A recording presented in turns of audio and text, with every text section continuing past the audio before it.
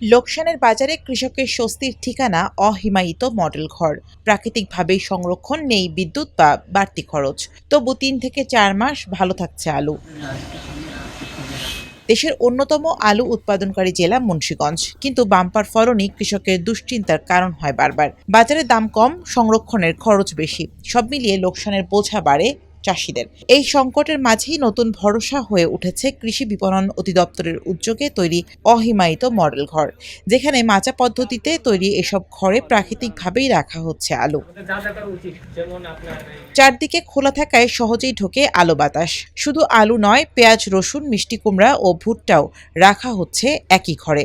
এতে বাড়তি খরচ না থাকায় স্বস্তিতে চাষিরা। এটার উপকারটা কৃষক সরাসরি পায়। কোল্ড স্টোরে আলু রাখলে তো ওনার মন মতো বিক্রিও করতে পারবো না, একটা সময় ওনার পয়সার দরকার, এখান থেকে বিক্রি করতে পারবো।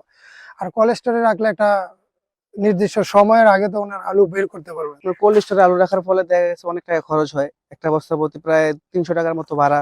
তো এখানে রাখলে দেখা গেছে আপনার এত টাকা ভাড়া সাশ্রয় হয়। এই ঘরটা বানানোর উদ্দেশ্য হচ্ছে গরিব কৃষকদের জন্য আর কি। আমাদের বর্তমান যে কোল্ড স্টোরেজ খরচ প্রায় বস্তা প্রতি আপনার 250 থেকে 300 টাকা পর্যন্ত রাখে।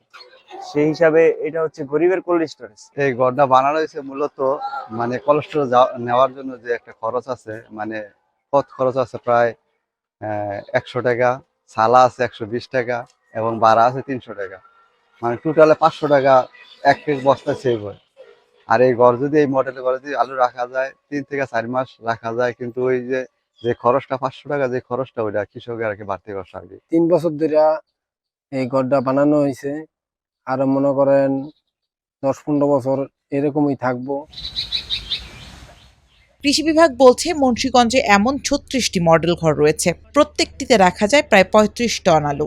বস্তায় আলু ভরতে হয়, তারপরে এটা হচ্ছে পরিবহন খরচ দিয়ে হিমাগারে নিয়ে যেতে হয়, পরবর্তীতে আবার হিমাগারের একটা খরচ আছে।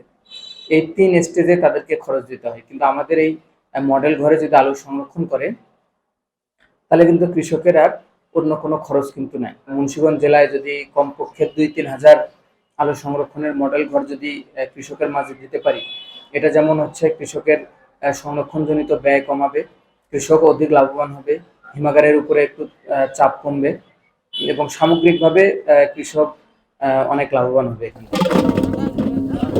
চলতি মৌসুমে জেলায় উৎপাদন হয়েছে 10,82,538 টন আলু, কিন্তু সংরক্ষণের জন্য হিমাগার রয়েছে মাত্র 63টি, যার ধারণ ক্ষমতা প্রায় 5.5 লাখ মেট্রিক টন। ফলে চাষিদের উৎপাদিত আলুর একটি বড় অংশ নিয়ে সংকটে পড়েন তারা।